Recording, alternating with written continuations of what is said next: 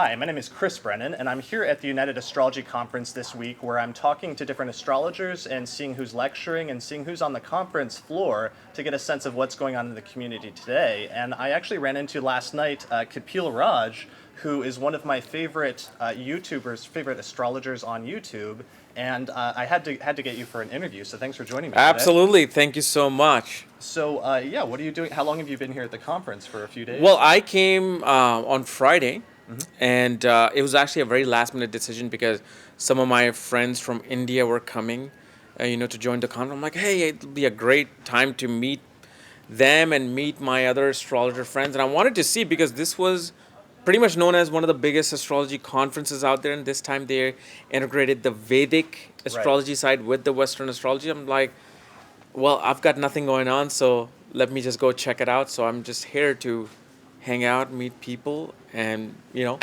just have a good time. Awesome. Yeah, there's a whole track for Vedic astrology here at the conference. And somebody actually asked me about that. They said, are there any astrologers from India who are either attending or speaking at the conference? So you're actually hanging out with some of them? Yes, I am. One of my teachers, my nakshatra, the constellation teacher, Sandeep Kanoli, is here. So when he said he's coming to about a week and a half ago, Sure. I'm like, oh, you're coming?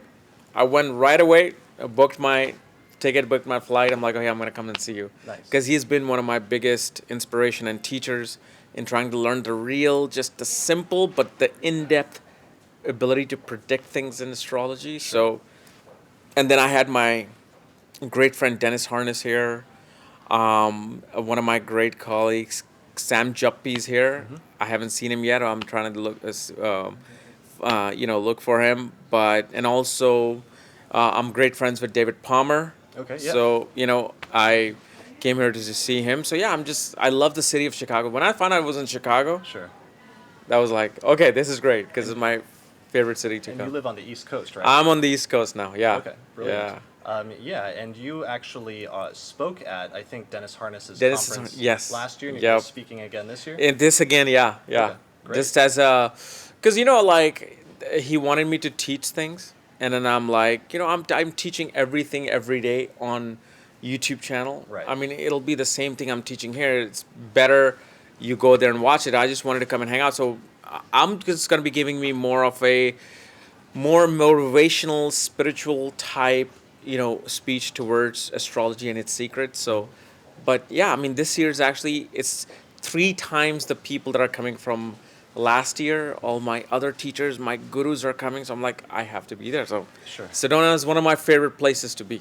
Yeah, So- it's amazing, and Dennis does amazing conferences. Yes. Cool. Absolutely. And I wanted to ask you, so one of the things, it seems like there's a lot of people on YouTube and on Instagram and Twitter that are growing, astrologers growing communities around them that are bringing in people, new astrologers and new people getting interested in astrology, but sometimes there's a question about how to integrate them into the established astrological community at conferences like this.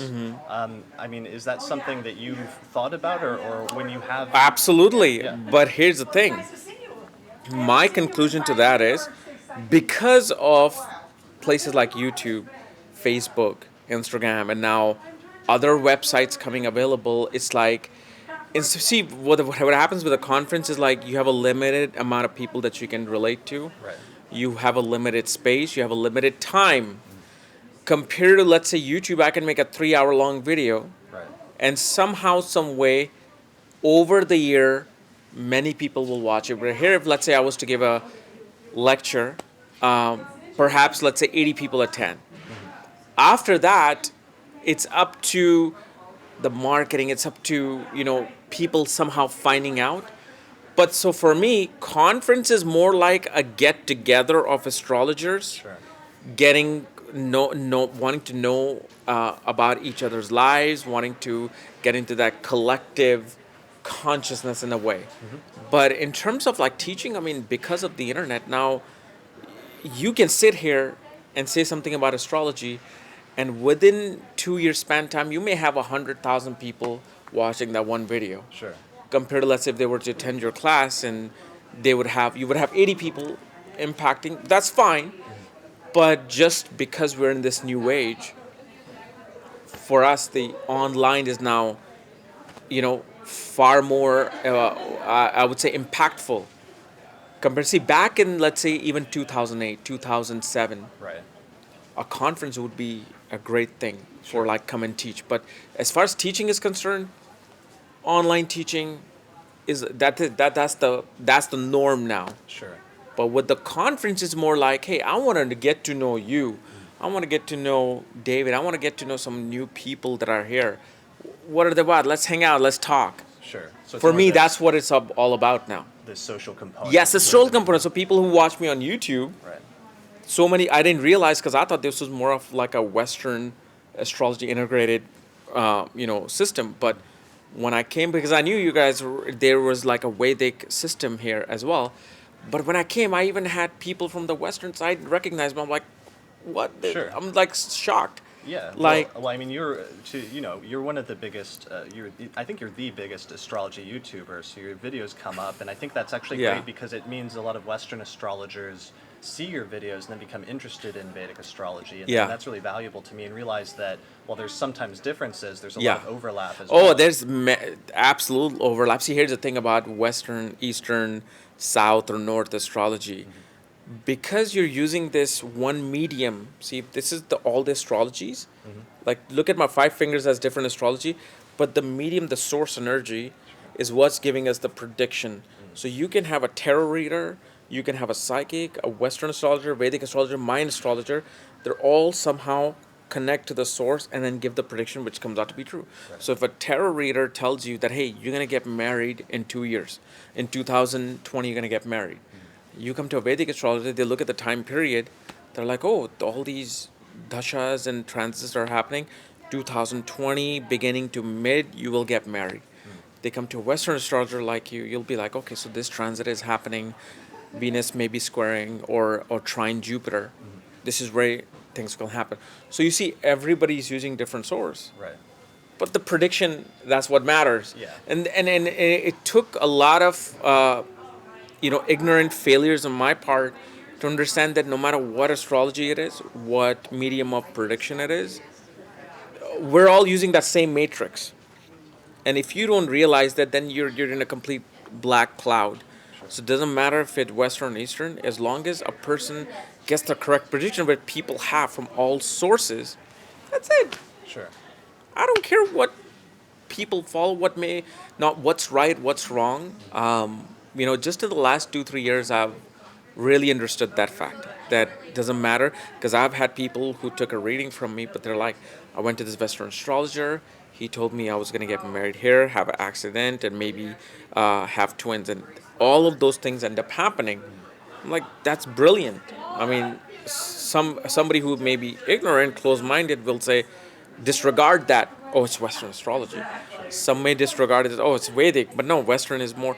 No, as long as you get that prediction, the way you do it is that the astrologer becomes that matrix. Sure. That is connecting with everything in the universe, in the omen, what is happening, and somehow planets will relate to you. So if your sun is in Scorpio in Vedic and it's in Sagittarius in Western, it doesn't matter. For if an astrologer looks at your sun and says your father was in military, who cares if it wasn't Sagittarius or Capricorn, even Scorpio? Sure. He gave you the right prediction, or she Right. gave you the right prediction. That's it. That's all that matters. For me, that's all that matters now. Especially at my age. See, the older you go, the more wiser you get, the less ignorance you have. Sure. Because it doesn't matter anymore. In my 20s, I would have given a much more different interview to you. Sure. I would have been very egotistical. I would have been, very biased. This is why when I watch my videos, like just from 4 years ago, I'm like, wow, that's a lot of ignorance coming out. Sure. Gosh, I wish I could just private that video. That's such a weird thing, being able to see someone's progression through their videos on something Yeah. like YouTube, just because you can see them grow and You can change. see them growing. I can see myself growing. So if I myself run into some of my videos from 4 or 5 years ago, Right. like on the sidebar, and I click it, and I'm like, oh my god, I can feel the ignorance and the lack of understanding. But I leave it there. I'm like, no, people have to see it. Sure. Because if a 20-year-old astrologer, 25-year-old astrologer, trying to say something out on the platform, they come into my video, they can see what is happening to what is now. Sure. So And maybe they could follow your example. they can follow that example and just understand the real truth of what we're doing. What we're doing is just we simply connect to the matrix like the mainframe computer, Sure. and we get the information out, the file out, and we display the file to the person. So, and here's another thing about prediction, right or wrong prediction. Even if you get a wrong prediction, whether it's Western or Vedic, you're meant to get that prediction. Because especially on the Vedic side, it's more of like past life karmas coming alive. Sure. So let's say if you were an astrologer and you gave people wrong predictions in some past life, now you're being reborn to get a wrong prediction from the same person you may have given a reading to at one point. Interesting. Because we have lived, everybody who's living right now, most of them have lived 8.2 million lives. From an elephant to a deer to a mob boss to an astrologer to even a president and a monarchy. We have lived it all. And because we have lived it all, we have pretty much integrated ourselves in every single environment. So whoever you deal with, like we could have been in a business partnership in our past lives. Sure. And we completed that karma. We're just coming back again for this 10-15 minute get together to complete that karma again. And so when you get a wrong reading, you're supposed to get the reading. And sometimes even a wrong reading comes out right. Because I've had people who gave me wrong year of their birth. Okay. I gave them a reading. And when they said, "Oh my God, I'm so sorry, I instead of 1967, it was supposed to be 1976." Right. And I'm like, okay. So when I redo the reading, it's the exact same thing coming out. Right. I'm like, how can I let this person know that I'm not BSing them? Sure. It is what the chart is saying. So when you give me a wrong time of birth, you give me a wrong year, it's still the omen at that time. You're trying to get a reading. You were supposed to give me the wrong time of birth, but you were supposed to perhaps even get a right prediction from it. So it's never wrong. But because once you become the medium, the source, you can use whatever you want. You can use, some people use rocks in indigenous culture. Right. They throw rocks when you ask them a question, and whatever the shades of the rocks are, they'll say yes or no, or it will happen now. They don't even have computers I love or that. softwares. There's that form of horary of prajna from Kerala. Prajna, yes. Called Ashtamangala prajna. Yes. And it involves the omenology and all sorts of things like Everything. that into the horary. Yeah, I'm surprised you know that. Yeah, yeah. Wow. My teacher was Dennis Harness. So, Okay. yeah. There you go. Last question. So Yeah. there's a lot of astrologers, it seems like, suddenly getting into YouTube over the past 2 years. Do you Yeah. feel like it's too late, or what would be your advice if somebody wanted to be successful on YouTube at this point? No. It's never too late because this is just the beginning. See, we're on the embryonic stage of internet.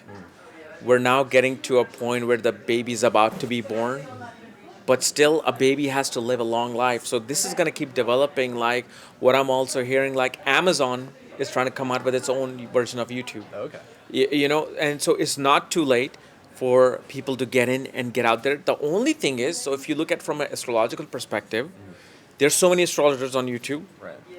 Some get the notoriety, some get the importance, others don't. Why is that? They're running through their own karmic cycles. Perhaps the timing that they're running through, they can try, Sure. and the fame will not come, or that notoriety will not come. They can be 100 times more brilliant than me. But if the time that they're running through, the cycles that they're running through in their chart, if it's not there, which obviously they themselves might know, Sure. it may not work out, but it's always, hey, great to put it out there. Right. Even if 2 people watch your video, that's how I got started. When I got started, I had no expectations. I uploaded a video on, I think, Sun in the First House or something, and within a week, I had like 600-700 people watch. I'm like, Wow. oh my God. So you knew right away that this 600-700, for me, that was a big deal back then. Like 600-700 people watched me. Right. Holy smoke. So then, so it's these little motivations that gets you going. Even like 100 people watching, 100. So you can have 50 people here listen to your lecture, Right. but then you've got 100 people perhaps in one day Yeah. who watched your video. Yeah. They learned the exact same thing you would teach here. One day you would teach 100, in a week you will have 1,000. Right. So no, it's never too late. It's just as long as you're just giving people the right to live their life and at the same time motivating them, that's what I like. Because sometimes you can tell somebody without even knowing, oh, you have sun in the eighth house and this will happen to you. You will get into this accident at this age, and that happens. So what you're doing, you're impacting someone negatively psychologically. So even if they're not attached to you, they watched your video. Sure. And they have sun in the eighth house, and if they're very immature, very young in astrology, they may take it to the heart. They'll be scared. Oh my God, that age is coming. Am I gonna die, or am I gonna get into this, or am I gonna? While it may never happen because other forces are counteracting against it. So that's the only thing that I always kind of emphasize, that give a neutral meaning of things, because you never know who's watching you. Somebody who can have such a weak mind, weak moon, they may think like, oh my God, my life is useless. Okay, why not I just end my life? And they Sure. can commit suicide from the fact that they just watched your random video saying something. So be So careful you what you have say. to, just be careful that, hey, because even if you die, your videos are going to be out there. Sure. You're going to be impacting people even in your next life because you did what did. So you see how it's kind of like a fine line now we are on. Sure. Because what we do now is no longer just evaporated with one generations of people who may forget what you said. That makes sense. Now it's just going to be here, here, here, here, here, as long as YouTube or internet exist. Right. So it's Until not- the apocalypse happen, you can be impacting people. Right. Or like if you're going to say something negative, just give a warning. Hey, I'm going to say something negative. You don't want to watch it, don't watch it. Right. And so if someone has a weak mind, they'll be like, okay, I don't want to watch about this planet in the 8th house or 12th house. Okay, fine, I don't watch it. That's a really great point, though. 'Cause Yeah. That's so different for thousands of years. Especially in the Indian tradition, it was passed down from teacher to student. Yeah, it for was generation. verbal. It was all verbal, But given. now it's stuff that can stick around forever. Stick around forever, and so we don't take all the precautions that the old rishis had in mind. Who should learn astrology, who should get the reading, who should not learn astrology. Now it's just like a free for all thing, and we're all part of it. So the best thing I do, even though I'm stuck in this egocentric maya, I still try to do things where I can, on the other side, when I go, I'll be like, hey, look, I told people I'm going to say something negative, Sure. so please forgive me on that. But look, I took precaution. Sure. So just in case I take that precaution, because I know it's an occult science. Sure. It's not like mathematics, science, physics. Even though it is a super science, it's still occult science. It has its laws. It has its, things. So like, something you will notice, like many astrologers or psychics and mediums are heavy. They gain weight. You know why they gain weight? Why? Why they get bellies and why they gain weight?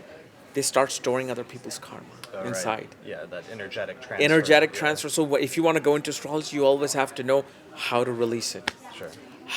There's certain remedies you do. Like, so after the day when you end your reading, you should go into meditation.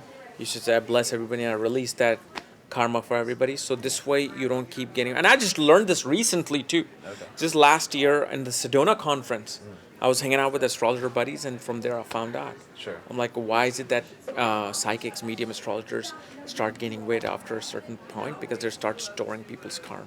Yeah, that So, makes sense. 'Cause you're sometimes so it's not energetically- just a scientist can keep doing mathematical calculations. They may not gain weight. They may not, even if their metabolism slows down. But once you enter this astrology and planets and occult and psychic and tarot, I mean, just learn the rules, and you can stay on the fine line, and just make sure you're not going onto the other side. Sure. That's why. And this is why, and this is another thing for new astrologers coming on YouTube.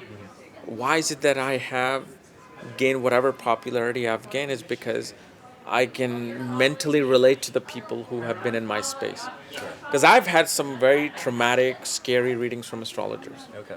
That's what got me started in astrology. I'm like, okay, so they just scared me for life.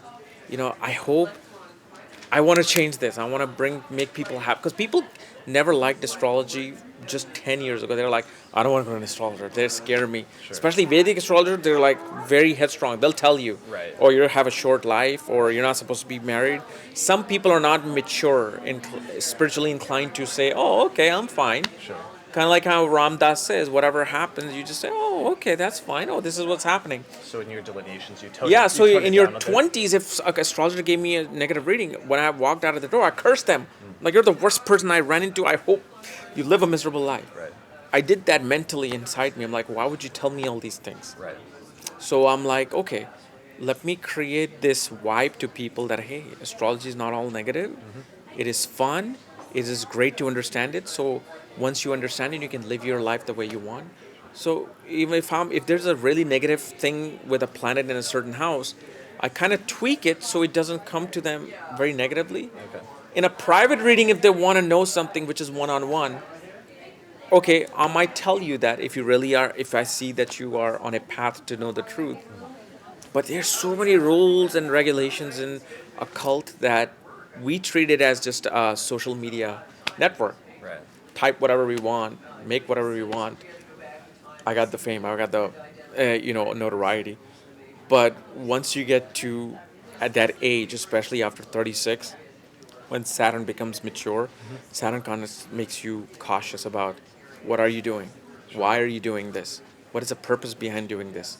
That's when you start realizing that, okay, maybe I need to change something so I am honest with myself and not creating that bad karma out. So Sure. So then, and that's the point at which you have true wisdom from Saturn. yeah, of course. Saturn, as much as people dread it, it is the one that really tells you like what is it that you should do, should not do. It sets out the boundaries. Sure. You're in the boundary of Saturn. That's why it has the rings. Right. So if you can just follow yourself in the boundary and just, realize that there's other bigger, more powerful forces working and you're just like a minute microscopic element of that and you're not bigger than them.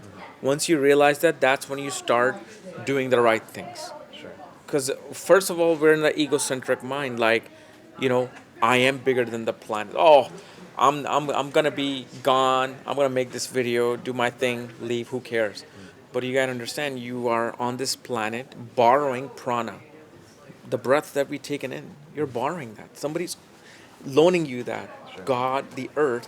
If they're giving you this as a lending you the breath, give them something back and positive. Sure. You see trash on the street, pick it up and throw it. Right. Do something good for the planet because it's letting you live out your karma so you can execute your karmas and be one with the source. Sure. So don't treat it like a train station where people throw things, as Osho Rajneesh said. Treat it like an airport.